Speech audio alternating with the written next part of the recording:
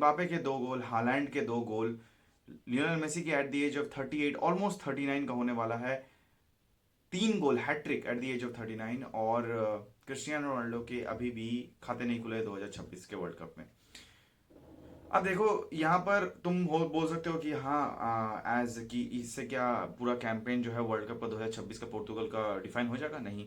लेकिन क्या खेली है पोर्तुगल आज, और क्या मतलब पूरे पूरे मतलब दिस दिस होल नाइट, जब फ्रांस ने 2 गोल मतलब एम्बापे ने 2 गोल मारा, हालैंड ने 2 गोल मारा, मेसी ने फिर 3 गोल मारा, हैट्रिक मारा, इतने सारे रिकॉर्ड्स ब्रेक किए जो मैं बाद में बताऊंगा। लेकिन उसके बाद जब पोर्तुगल आने वाली थी, I was excited about the hype, I was excited to see what this Portugal team is going to do, किस तरीके से क्रिस्टियानो रोनाल्डो को फीड किया जाएगा, और how this the problem that this Portugal team have, कि striker की जो इशू थी उसको कैसे सॉल्व किया जाएगा। दिस टीम हैड एवरीथिंग, लेकिन क्या अपने जो डिफेंसिव फ्लॉज हैं कहाँ कहीं पर वो रॉबर्टो मार्टिनेज जो कोच है उसका जो टकला है उस पर तो इस मैच को देखने के बाद समझ में नहीं आया उसने क्या ही खिला है, लेकिन मतलब खिलाया है। लेकिन जो पोर्तुगल टीम का जो परफॉर्मेंस था, आई वॉज वेरी एक्साइटेड कि भाई पोर्तुगल की जितनी हाइप है कि भाई they are going to win this, this is Cristiano Ronaldo's world cup. Instagram पे सपोर्ट था, सोशल मीडिया पे सपोर्ट था,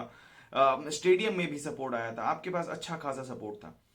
तो वहां पर इस हाइप पे क्या पोर्तुगल लिव अप करने वाली थी और किस तरीके से, बिकॉज हमने देखा है कि Portugal has been struggling to get this to go deep in world cup. Last हमने भी देखा मोरक्को से गोल खा के, एक जहां पर वो लोग सिंगल गोल भी स्कोर नहीं कर पाए और एक गोल खा के फ्रॉम दी हेडर। सेम आज जो हुआ कॉन्गो से, सो मतलब कल जो हुआ कॉन्गो से, एक गोल खाने के बाद वो भी सेट पीस से ही खाया, सेम लास्ट ईयर जो मोरक्को से खाया था और बाहर हो गई थी वर्ल्ड कप से। और सेम इस का जो इस 2026 का जो कैंपेन है वर्ल्ड कप का, उसमें भी अपना कैंपेन स्टार्ट किया ड्रॉ से। और पूरा अभी दुनिया तो भाई क्रिस्टियानो रोनाल्डो और पोर्तुगल को लेके ही पागल हुई बैठी है।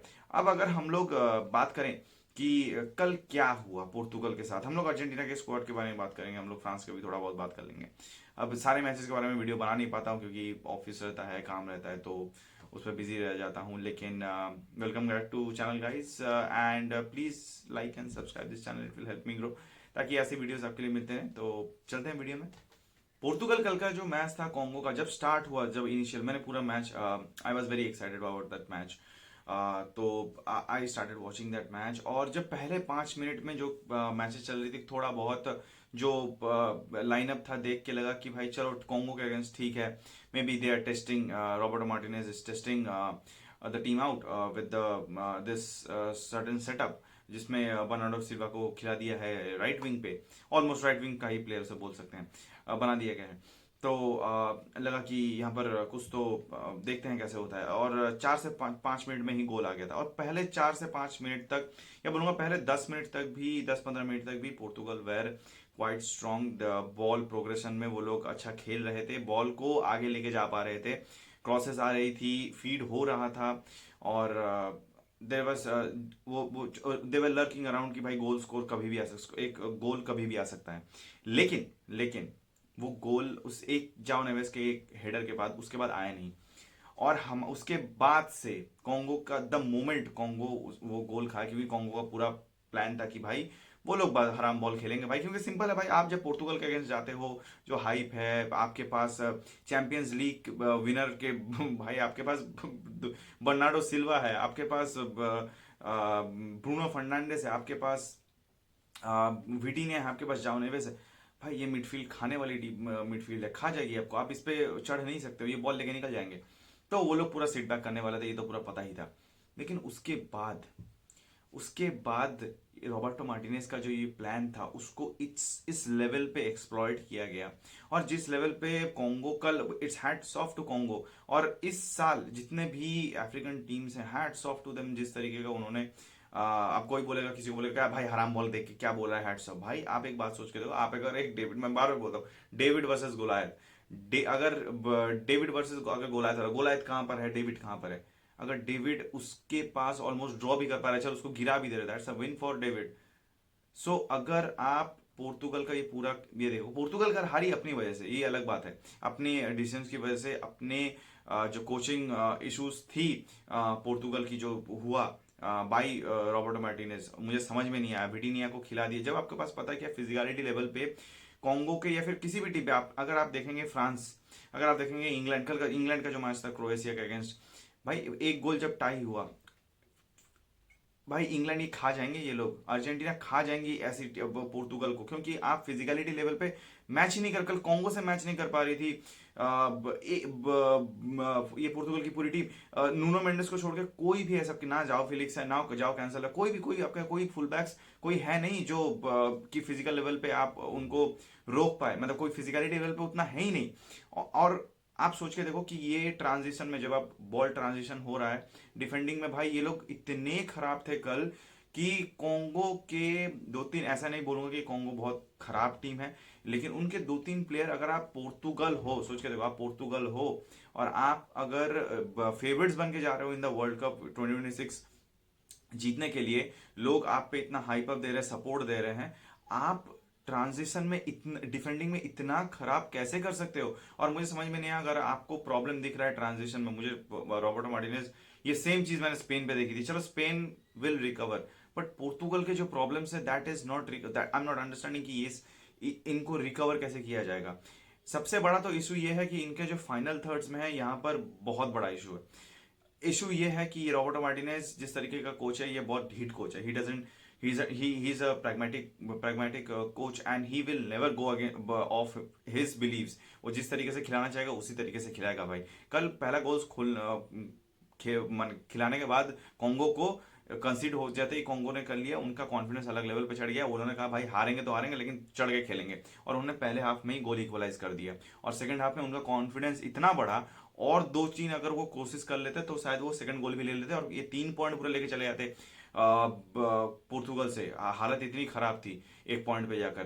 तो कल बस रोंडो ही खेले जा रही थी, वही पासिंग द पास खेले जा रहे थे बीच में, जाओ नेवेस, विटिनिया, ब्रूनो फर्नांडिस और बर्नार्डो सिल्वा। चलो ब्रूनो फर्नांडिस, बर्नार्डो सिल्वा को तो छोड़ दो, ब्रूनो फर्नांडिस को शॉट नहीं लेने दिया, पीएल का वन ऑफ द बेस्ट, भाई मतलब बेस्ट मिडफील्डर है, आप अटैकिंग मिडफील्डर, आपने उसको कुछ शॉट, लास्ट में वो फ्रस्ट्रेट होकर एक शॉट ले लिया जो भी ऑब्वियसली नहीं होने वाला। आप सारा मैच मैंने एक चीज देखा कि जब वर्टिकली इनसे कुछ हुआ नहीं, जब ये पासिंग बॉल रोंडो खेलने लगे थे मिडफील्ड में, जब इनको पता चला कि नहीं हो रहा है, तो इन्होंने अपने फुल बैक्स राफेल लियो के लिए आए, मतलब फुल बैक्स तो राफेल नहीं है, मतलब पहले नूनो मेंडेस से करवा लिया, लेकिन नूनो मेंडेस से रन दिलवा लिया, वहां पर डिफेंड हो गए।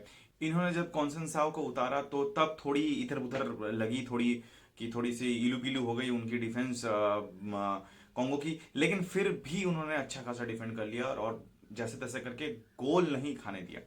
अब यहाँ पर राफेल लियो तो उस वो हमारा स्पाइडरमैन, हमारा एसपीडी का इमरजेंसी का रेड रेंजर, उससे हुआ नहीं कुछ।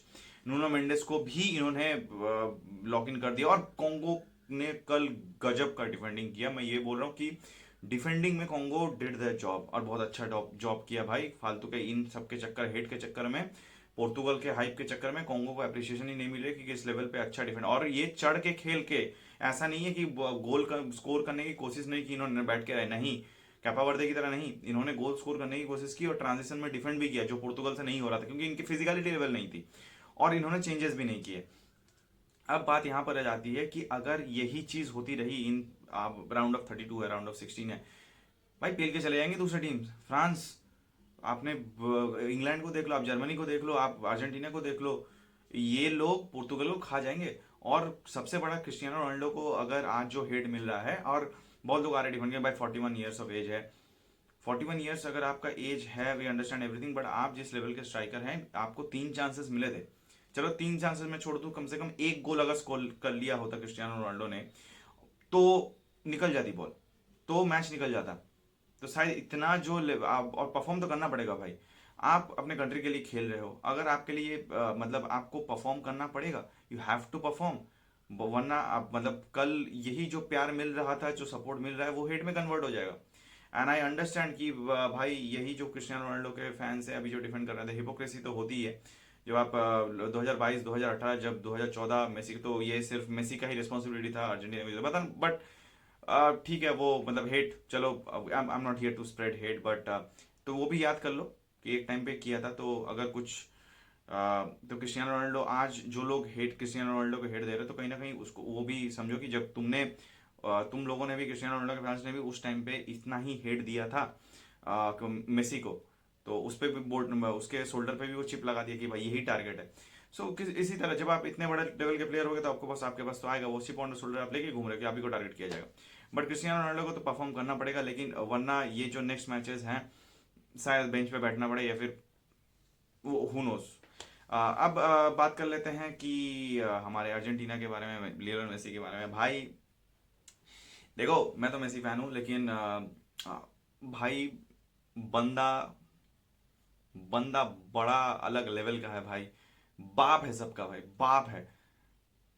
रात को किलियन एम्बापे ने पेले और मेसी से ज्यादा गोल स्कोर कर लिया वर्ल्ड कप हिस्ट्री में। और कहीं ना कहीं किलियन एम्बापे आज नहीं तो कल इस एडिशन में या फिर दूसरे एडिशन में ये मेसी या पेले सबको क्रॉस करेगा, इतना तो गारंटी है। He is a beast of a player. लेकिन एट दिस मोमेंट अगर हम देखेंगे, 39 ईयर्स ऑफ एज ऑलमोस्ट होने वाला है, 30 ईयर्स ऑफ एज है करेंटली क्रिस्टियानो लायनल मेसी को, एंड ही कम्स अप और स्कोर्स अ हैट्रिक। और जब मैच शुरू हुआ था ना, मैच जब शुरू हुआ था तो अर्जेंटीना बहुत स्क्रैपी थी। पहले पहले एक ऑफसाइड हो गया, मेसी का एक स्कोर, अब 4 गोल होता लेकिन वो ऑफसाइड हो गया।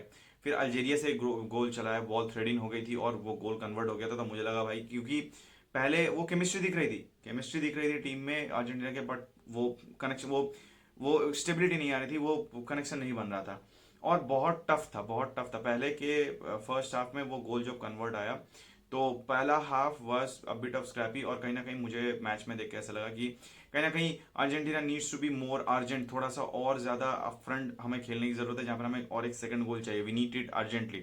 और जैसे ही सेकंड हाफ शुरू हुआ भाई, ऐसा लगा कि 2022 का 19 दिसंबर को जो टीम खेल रही थी वही टीम उठा के लेके चले आए हैं।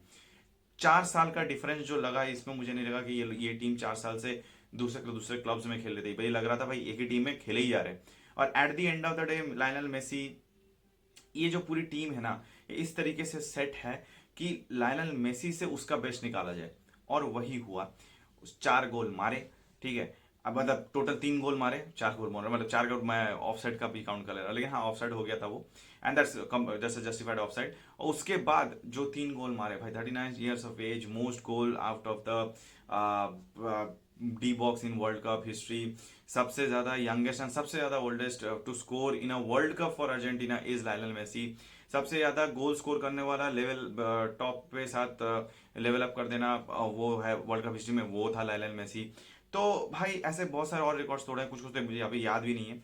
सो Lionel Messi and Argentina is looking set. ये डीप जाने वाले हैं, जो जिन्होंने, मतलब अर्जेंटीना के बारे में उतना हाइप ज्यादा था नहीं, क्योंकि इनको लगा था भाई क्या ही डिफेंड कर लेंगे, सेम टीम तो है नहीं, बहुत प्लेयर्स, एंजल डिमारिया नहीं है, पावलो डिबाला नहीं है, तो बहुत सारे ऐसे प्लेयर्स थे, इंपॉर्टेंट प्लेयर्स थे जो अब नहीं है इस टीम में। बट इस टीम में अभी तो भाई निको पास तक नहीं आया है। तो सोच के देखो कि इस टीम में अभी भी वो दम है कि ये back to back world cup जीत पाए, जैसे कि मैंने अपने पहले वीडियो में कहा था। लेकिन Portugal at this moment is in very trouble. Portugal को अभी भी बहुत कुछ फिक्स करना पड़ेगा, और इसी तरीके से खेलते रहे, and I want to see Portugal go deep in the World Cup, क्योंकि मैं देखना चाहता हूं कि इस स्क्वाड के साथ, और कहीं ना कहीं this this Portugal team is one of the best squad Cristiano Ronaldo can ever get. This is the best squad you can ever get, solid team. लेकिन एक ही चीज पे ये टीम मात खा जाती है कि अगर इसी तरीके से बॉल घुमा घुमा खेल जाए, विटीनिया को, आप एक प्लेयर को एक्सप्रेस करना, मतलब उसका जो मेन, इफ ब्रूनो फर्नांडिस को आप बोल रहे हो, उसको उसको बोल रहे हो कि आप शूट ही ना करो, आप क्रिस्टियानो रोनाल्डो को फाइन करो, हर प्लेयर को बोल दिया आप क्रिस्टियानो रोनाल्डो को फाइन करो, आप एक गोल स्कोर कर दो, फिर आप बॉल घुमाते रहो। 800 पास कर लिए, 80% पोजीशन रख के, कितना कॉन्गो से आपका लेग्स कम एक्सजी है, सोच के देखो। तो ये जब आप सोच रहे हो कि आप ये भाई फ्रांस पे, चलो कोलंबिया का अगेंस्ट नेक्स्ट मैच है, वो देखना पड़ेगा। अगर कोलंबिया ने अगर उज्बेकिस्तान से ड्रॉ कर लिया, तो ये तो पूरा ग्रुप खुल गया, फिर तो प्रेशर पोर्तुगल पे हो जाएगा। अब उसके बाद भी चलो पोर्तुगल, इसने ये क्रॉस भी कर दिया, इसके बाद जब टीमें आएंगी, फ्रांस आएंगी, इंग्लैंड आएंगी, अर्जेंटीना अगर आई, तो भाई ये लोग तो खा जाएंगे। जर्मनी अगर कोई भी गलती से गिर गया कहीं पर, भाई ये तो खा जाएंगे इनको। तो कंसर्न तो है पोर्तुगल को, और इसे बहुत जल्दी एड्रेस करना पड़ेगा पोर्तुगल को, वरना भाई वर्ल्ड कप तो भूल जाओ, कहाँ से निकल जाओगे समझ में नहीं आएगा।